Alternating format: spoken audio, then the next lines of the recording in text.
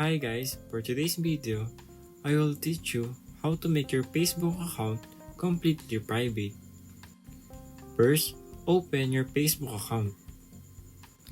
At the bottom right corner, click the menu bar. Then click Settings and Privacy. Then tap on Settings. And find Privacy Checkup. Then click it.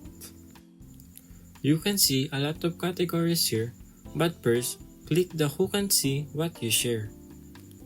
This category include your profile info, posts and stories, and blocking. Tap on Next. To make your account private, set it all to only me. Then tap on Next one. Once you're done, click Review Another Topic to go to another category. Click the How People Can Find You on Facebook. In here, it includes friend requests, phone number and email, also search engines. In friend requests, to make your account private, just set it into friends of friends.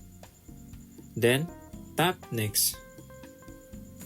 For your phone number and email, just set it into only me. Then tap on Next. In search engines, make sure that it's turned off so that no one could search you outside the Facebook app. Then once you're done, click Review Another Topic.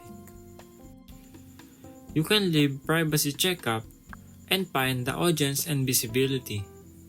In here, it has your profile info, how people can find you, posts, stories, and etc. Open it one by one and set it all into only me.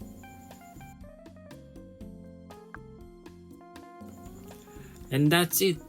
That's how you make your Facebook account private. Thank you guys for watching this video and see you on my next tutorials.